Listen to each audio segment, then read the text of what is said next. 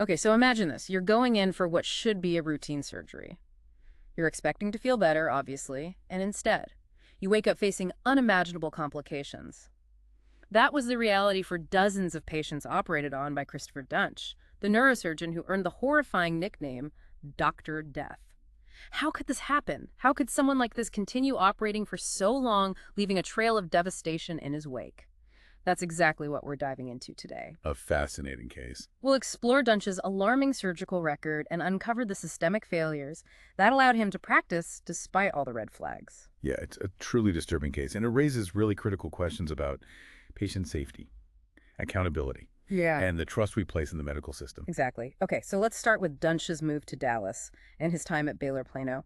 He arrives with a seemingly impressive resume, MD, PhD, spine fellowship, but there are some glaring issues. For instance, he boasts about a 12-page CV and even claims to have graduated magna cum laude from a program that doesn't even exist. So how did these fabrications slip through the cracks during Baylor Plano's vetting process? Hmm, that's a question that has haunted many people involved in this case. You see, hospitals have a rigorous process for verifying credentials and ensuring a physician's competence. But in Dunch's case, it seems that either the process was flawed or wasn't followed diligently, which raises a larger issue about the potential for deception and the need for hospitals to have truly robust systems in place to catch these kinds of red flags. Wow. Yeah, and tragically, those red flags were very much present in Dunch's case. So to really grasp the extent of his malpractice, let's look at a few cases from his time at Baylor Plano. We have Kenneth Fennell, who was left paralyzed after a second surgery performed by Dunch. Then there's Lee Passmore, who ended up with chronic pain and limited mobility due to misplaced hardware and a stripped screw during his surgery. And we can't forget Barry Morgulov, who had bone fragments left in his spinal canal, and even witnessed Dunch showing signs of intoxication during a follow-up visit. These are just a few examples A few examples, yeah. of the harm he inflicted. It's striking because these cases, and many others, they weren't just isolated incidents of simple mistakes. They reveal a really disturbing pattern of recklessness and disregard for basic surgical procedures. It's as if he was operating with a complete lack of understanding of the human anatomy and the delicate nature of spinal surgery. Yeah, it's mind-boggling that someone with such a blatant disregard for patient safety could be granted the privilege to operate. Right, and that's where the concept of temporary privileges comes into play. This is a common practice where hospitals grant a physician the ability to practice while they're still in the process of verifying credentials and completing a full background check. It's intended to be a short-term solution, a bridge to ensure patient care doesn't get interrupted. Yeah. However, in Dunch's case, this system was tragically exploited. So it was through this loophole of temporary privileges that Dunch was able to continue operating. Exactly. He would move from one hospital to another, often securing these temporary privileges, which allowed him to bypass the more thorough vetting that a permanent position would require. And this brings us to another deeply concerning aspect of this case: the failure of hospitals to effectively share information about problematic physicians. So even if one hospital had concerns about Dunch, there was no guarantee that another hospital would know about his history. Unfortunately, that was often the case. There wasn't and still isn't a foolproof system for ensuring that a doctor's full history, including any disciplinary actions or concerns, follows them throughout their career. This lack of transparency allowed Dunch to continue practicing despite the mounting evidence of his incompetence. This is incredibly disturbing. It feels like a systemic failure that puts patients at risk. Like, it absolutely is. The Dunch case exposed a critical flaw in the way hospitals communicate and share information about physicians. It highlighted the urgent need for a more centralized and transparent system to track physician performance and ensure patient safety. Now, among the many tragic cases linked to Dunch, the story of Jerry Summers stands out. He was a longtime friend of Dunch, someone who considered him a close confidant. Summers went to Dunch for what was supposed to be a routine spinal fusion. What happened next is just heartbreaking. This case is particularly chilling because it speaks to the level of trust that Summers placed in Dunch, a trust that was tragically violated. As a result of the surgery, Summers was left quadriplegic. To understand the severity of this, you have to imagine the complete loss of sensation and movement in all four limbs. It's a devastating condition that robs a person of their independence and drastically alters their entire life. It's truly unimaginable, And to make matters even more complicated, Summers initially lied to protect Dunch, claiming he hadn't used cocaine before the surgery. He later recanted, but it speaks to the complex web of relationships and loyalties that can make it even harder to hold someone accountable for their actions. That's an important point. It highlights the emotional burden that victims often carry, the internal conflict between wanting justice and protecting someone they once considered a friend. And in a further tragic turn of events, Summers passed away in 2021 due to an infection related to complications from that very surgery. It's a stark reminder that the consequences of Dunch's actions continue to ripple outward, years after his crimes.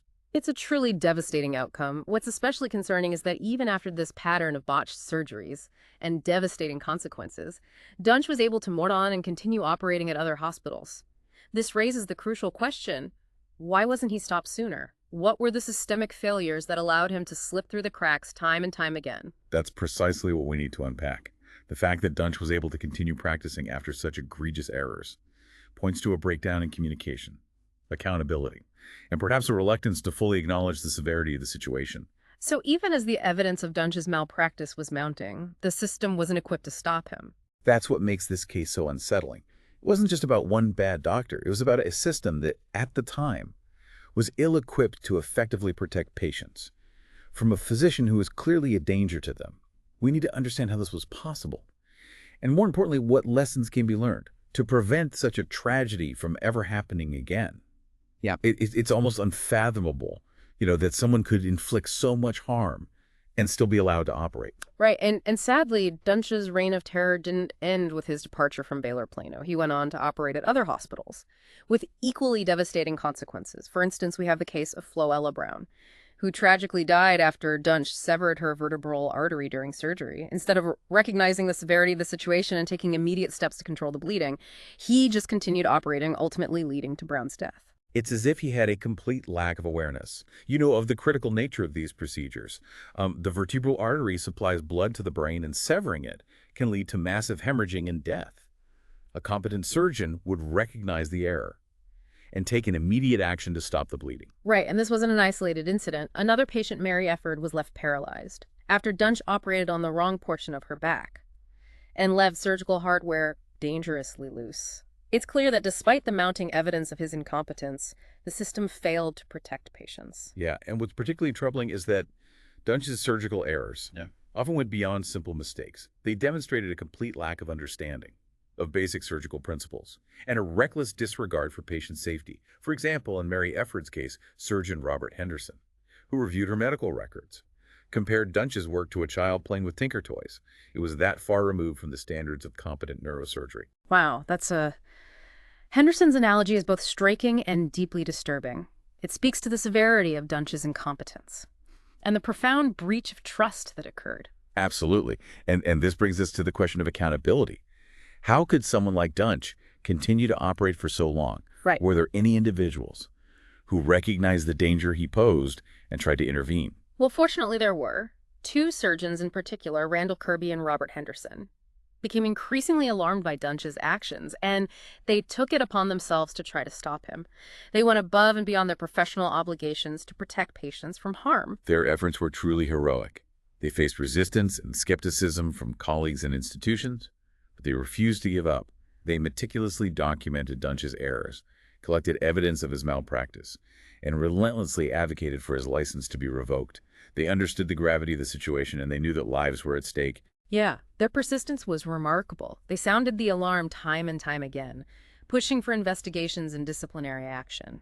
It was largely due to their tireless efforts that the Texas Medical Board finally took action, suspending and ultimately revoking Dunch's medical license. Right. The Texas Medical Board plays a crucial role in overseeing physician conduct and ensuring public safety. However, it's a large and bureaucratic organization, and it can be slow to react. In Dunch's case, it took significant pressure from Kirby and Henderson, as well as mounting evidence of harm, before the board took decisive action. Yeah, it's a reminder that even within a system designed to protect patients, there can be gaps and delays. It underscores the importance of having individuals who are willing to speak out against wrongdoing and to advocate for patient safety even when it's difficult or unpopular. Absolutely. But the fight to hold Dunch accountable didn't end with the revocation of his medical license. The Dallas County District Attorney's Office made the unprecedented decision to pursue criminal charges against him. This was a landmark case, as it's exceptionally rare for a physician to face criminal prosecution for actions taken during surgery. So why was Dunch's case different? What made his actions rise to the level of criminal conduct? Well, the district attorney's office argued that Dunch's actions went far beyond medical negligence. They presented evidence that his surgical errors were so egregious and so consistent that they constituted a pattern of recklessness and disregard for human life. They also introduced a chilling piece of evidence, an email written by Dunch, in which he boasted about wanting to become a cold-blooded killer. Oh, that's incredibly disturbing. It suggests a level of premeditation and malice that is deeply unsettling. It certainly raises questions about Dunch's mental state and his capacity for empathy. The email was a key piece of evidence for the prosecution, as it helped to establish that his actions weren't simply mistakes, but the result of a conscious decision to inflict harm. So in 2017, after a 13-day trial, Dunch was convicted of maiming Mary Efford and sentenced to life in prison. This was a historic verdict. It's believed to be the first time a physician in the U.S. was convicted on criminal charges for actions taken during surgery. Yeah, this case sent shockwaves through the medical community and beyond. It set a legal precedent establishing that surgeons can be held criminally liable for gross negligence and reckless conduct. That results in harm to their patients. It also sparked widespread discussion about the need for greater accountability and transparency in healthcare. It's a sobering reminder that even in a profession as trusted and respected as medicine, there can be individuals who betray that trust and inflict unimaginable harm.